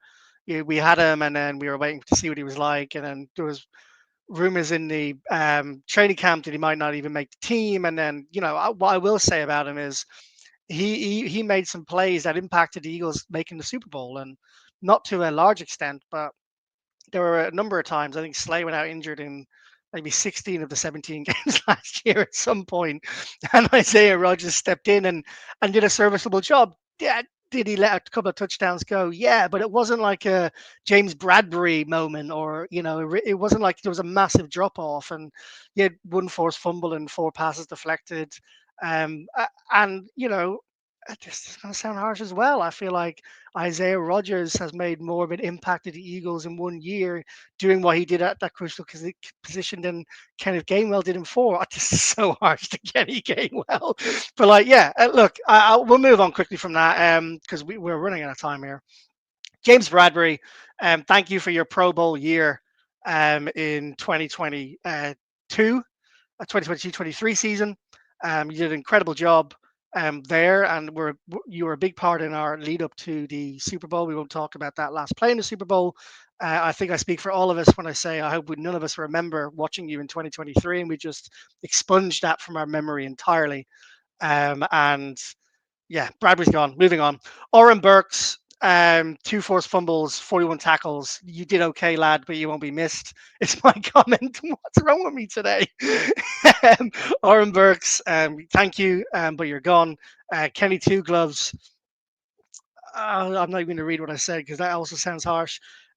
Look, the Kenny Pickett thing is interesting for me because we sent a third and 2/7 for him and got a fourth back with Pickett when we drafted him, and that felt like high capital. Now, when you look at the reason we traded him, he was a former first round pick. He'd only been in the league a couple of years. I think most of us were pretty underwhelmed with Kenny Pickett throughout the season.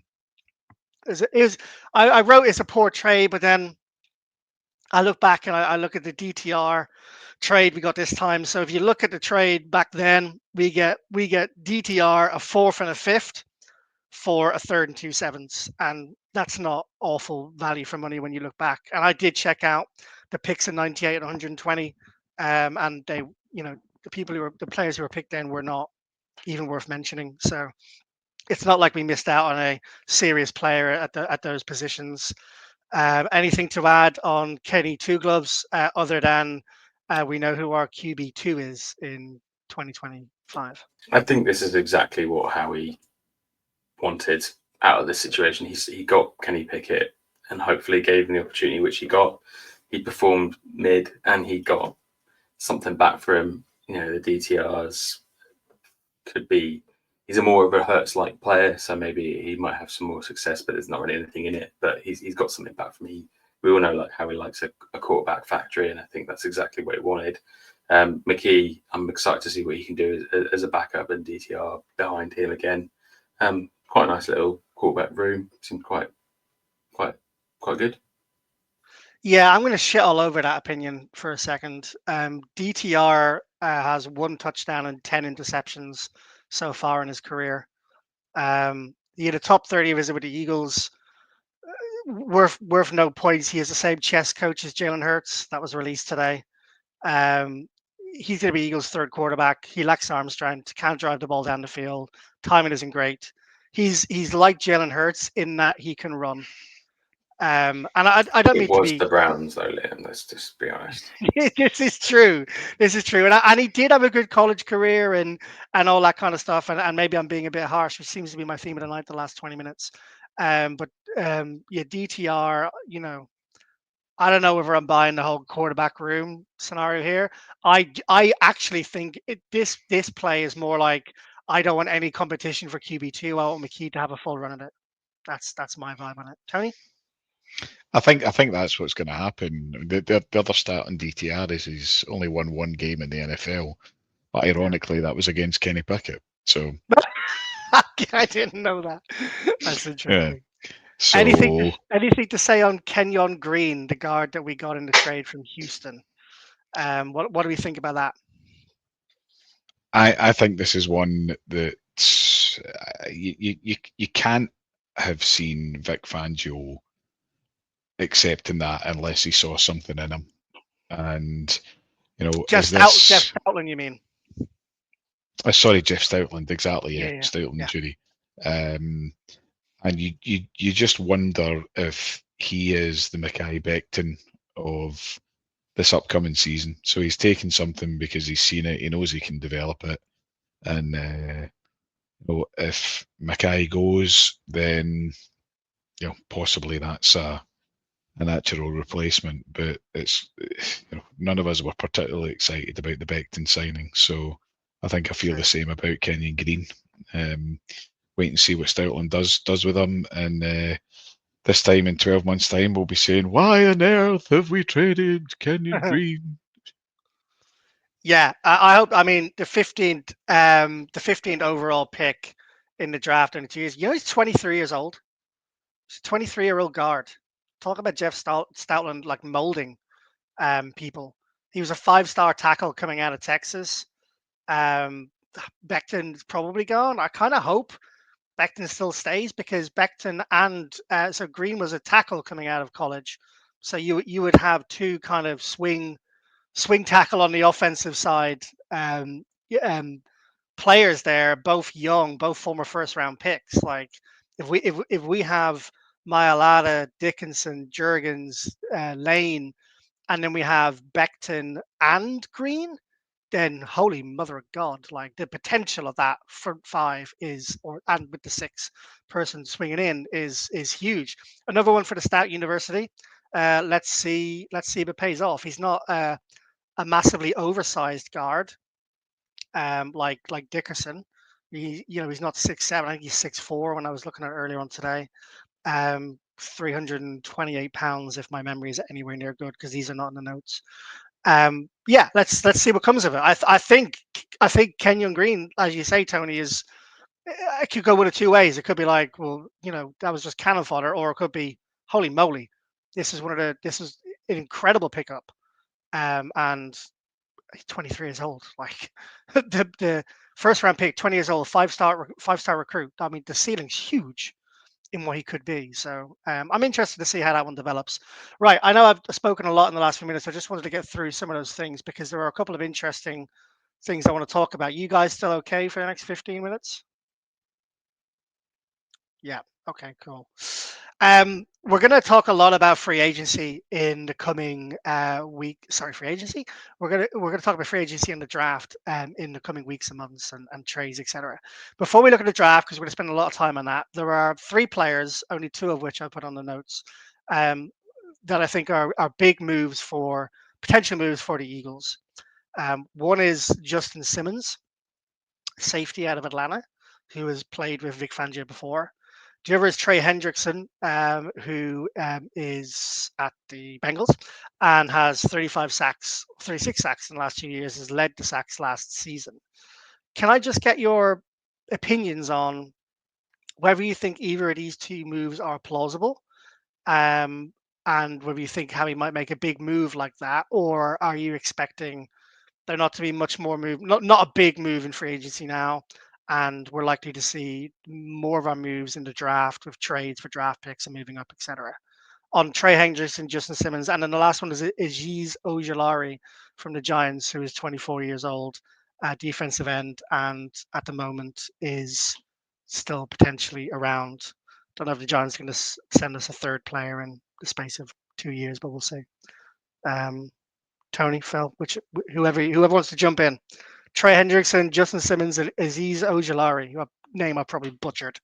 I mean, they're big names in the NFL, aren't they? I mean, Trey Hendrickson's last 2 seasons with 36 sacks, and I mean, those are the types of numbers that are going to begin to plug the gaps that are left, like from guys like Hassan Reddick from 2 years ago and Josh Sweat from last season. But you asked the question in the notes, Liam, about what are you giving up for him. That's going to take a heck of a large chunk from the cap. While he's 31, Justin Simmons is 32 at one point during the next season. They're not old guys for the positions that they play, but they're not young either. They're probably looking for a final bag. I'm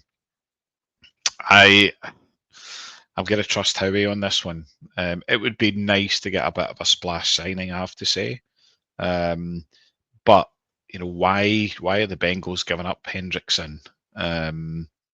You just begin to wonder, is he coming off it now? And are you going to go and pay a guy a heck of a lot of money? Well, they've said they want a first round draft pick and more for Hendrickson. So I don't think it's anything to do with them thinking he's coming off. He's still 30. He's 31 in December. He's probably in the prime for a DE position. I think your point earlier about how much we would have to pay in terms of draft capital and cap space is the big correct. Yeah. So I don't think I'm giving up anything like what we would need to in order to get him, Liam. Yeah. I would love him. I've loved him for a couple of years now. I would love him. Phil, any disagreement on that? I agree with Tony. I can't see it happening with the 19 draft picks we have in the next 2 years. I think you've summed it up probably perfectly in the notes, with the title being "Win Now Moves." I think if they do that, that's what it will be. It's probably answers the question in that Howie seems to clearly be thinking there's no point trying to force a second one so soon. Let's keep the core together and let's plan for the future. And probably a Trey Hendrickson move doesn't really make sense in that regard. However, if Howie believes that just needs that Indomitian Sue, that the Zach Bourne signing, probably doesn't really fit into that theory as well. But you kind of, I think it's win now. I think that's what the point you're trying to make now is right. If he wants a win now player and he feels he's not going to get in the draft, then that's the only way I think he will do it. I mean, he's way better than the two players you mentioned. That's exactly. I think depends on like if they're still available come sort of leading up to the season. He thinks, do you know what, we drafted well, but we maybe need that little extra piece, that key, that Saquon Barkley type difference maker in team, and it would be one player, and we're there. We go from possible Super Bowl contender to definitive Super Bowl contender. Then he'll make that move and he'll make it work. But you're right. I feel like the theme of this offseason is very much head over heart, and it seems unlikely at this stage. Yeah, Justin Simmons played for Vic Fangio recently. He appeared on a podcast the other day saying Eagles were high on his list. Any player around the NFL is going to say the Eagles are high on the list because you've either got players who go there and prove it and then get bigger deals, which seems to happen all the time. We've talked about so many on this podcast: Hassan Reddick, Milton Williams, Josh Sweat, previous linebackers in previous years that we've wanted to pay have gone on and done really well. Safeties, wide receivers, not so much it seems. But just Justin Simmons, could you see them getting him? I'm to give my opinion before you go. I know you said the identical stats to CJ GJ, 31, 32 in November. I know safeties play longer than cornerbacks do. I don't know whether the Eagles will pay to have Justin Simmons. What do you reckon, Phil? You reckon he might make a splash for Justin? Vic Fangio effect? Again, I think it's all down to the head versus heart. I think everyone wants to play for the Eagles because of how they're being managed and then being the reigning Super Bowl champions. They're not gonna go and get him because they really, really, really want Justin Simmons in the building because they love him and they really need him. It's all going to be about the difference making. If a deal can be worked out and Justin Simmons is like, I don't really care what you want to pay me, I want to come play for the Eagles and I want to potentially get a ring, then it's highly likely. But if he's turning around going, I want to play for the Eagles, but I want to get fair market value, how he's going to be like, sorry, that's not where we are right now. Yeah. So it's purely and simply down to the fact that, if he's serious, he wants to put his money with his mouth or the opposite, which would be in this case, is say like, what, I've earned my career. I want to come back. I want to work with Vic. I want to potentially help you guys win another Super Bowl. However I can fit into the team is how I'll do it. Then yeah, absolutely. But it feels Matt Stevens, assistant GM of the Philadelphia Eagles. Well said and well thought through. If I can get that kind of value salary, then yeah, I'm all for doing that job. You're in the corporate sector now, my friend. The only way is up. Good stuff. I don't know if Tony's paused or just smiling at this. Oh no, he's not paused. He's just I'm still here. I was just thinking, what would I add if Liam comes to me on the back of that commentary from Phil? What would I add? Yeah. And the answer's nothing. That's kind of why I said, well done. No more need to be said. Yeah. Like, Liam, please don't come to me. I love it. Okay, last piece before we finish up then, guys. We're going to talk about the draft in so much detail in the coming weeks. Rounds 1 and 2. Where do you guys place your eggs in the basket here? So let's just take this as the Eagles just have one pick in round 1 and one pick in round 2. We can get into this in future podcasts where we talk about trade ups and put it in the canon. We'll talk about all that kind of stuff. But if you've got 2 picks, one in round 1 and one in round 2, what positions are you going for right now as we stand on the 13th of March 2025? Tony, I'll go to you first. Well, I think there's some water to go under the bridge before we get to the draft. So, if Becton stays, then you move away from the O-line trench. I think we are not exactly bereft of talent on the D-line, but our depth has been hampered. So, kind of 3 positions you would look at. You wouldn't invest a first-round pick in a tight end. I think we do need to look at the tight end position. There's more Goddard news to come out, I would imagine, in the month and a half between now and the draft. So, if Goddard stays, you're maybe looking at a tight end in the 3rd, 4th, possibly the 2nd, depending on who falls. It's quite a deep class. I think if we're only talking 1st and 2nd round, you've got to be looking at the defensive side of the ball. I would say possibly the line. The Adoree Jackson signing is an interesting one. It possibly begins to reshape thinking as to And whether also it's secondary or safety. two cornerbacks in the last Yeah, draft, and yeah, I feel like that correct. kind of just Yeah, tells you that they're not going there, right? Thinking more safety though, Okay, yeah, in the secondary. So yep. I think Adoree Jackson kind of does tie up the cornerback position now. Maybe need a bit of depth there, but you're going to pick them up in the later rounds of the draft. Well, we have some So depth there as well there already in is, the younger talent. Yeah. there's Ringo and